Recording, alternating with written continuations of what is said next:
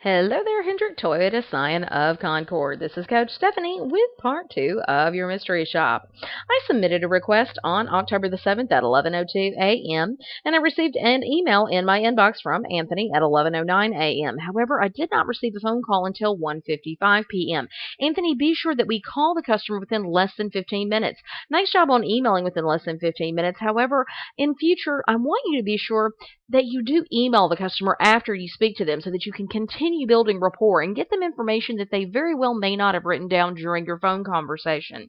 The email you send afterwards should have an attention-grabbing subject line that's clear who it's from. You want to thank the customer for their time on the phone.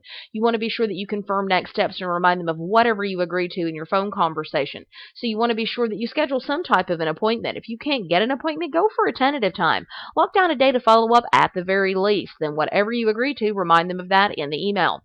You want to be sure to give them a value statement about your dealership so you make your dealership stand apart from the competition. Keep in mind, if they're shopping online, chances are they're looking at multiple dealers, and you want to make yours stand apart from the rest. It can be information about a promotion that your dealership is having or information about an award that your dealership has won, but you want to be sure that you include that type of information in your phone call and your emails as well.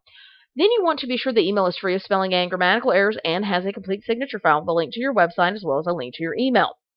Now, I did grade the email that you sent me, and it did come in less than 15 minutes, so you did a great job with getting that email out.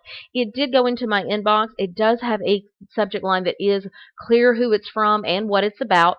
You did attempt to validate that a customer's decision of vehicle with positive words or industry information about the vehicle, and the email is free of spelling and grammatical errors. The only thing I want to point out to you here is I'm not going to count on for this because it's kind of minor, but the way you address this, it should say, "Hi, Lydia," comma, and then drop down, thanks with a capital T. Keep in mind, this was the very first communication that you sent to that customer. You want to put your best foot forward and be sure that you are sending them a very professional, well put together email that is very attention grabbing, and that is, no signal, no spelling errors, no grammatical errors. It needs to be, putting your very best foot forward. Also, you want to be sure that the email does have the particular piece of inventory that the customer inquired on, and yours did. You addressed availability. You've got a link back to your website where I could look at multiple vehicles or other price quotes. You did answer my specific vehicle question that was in my lead submission. However, you did not mention in the email that you were going to call me. Be sure when you're sending an email before you speak to the customer that you set that expectation to let them know to expect a phone call from you. Also, like I said, you want to be sure to offer a value statement about your dealership so that the customer has information that's going to make your dealership stand apart from the competition. The email does have a complete signature file with a link to your website and a link to your email address, so really nice job there. Like, the biggest thing on this email is that I just need you to be sure that you are giving a value statement and that you are letting the customer know that you're going to follow up with them with a phone call.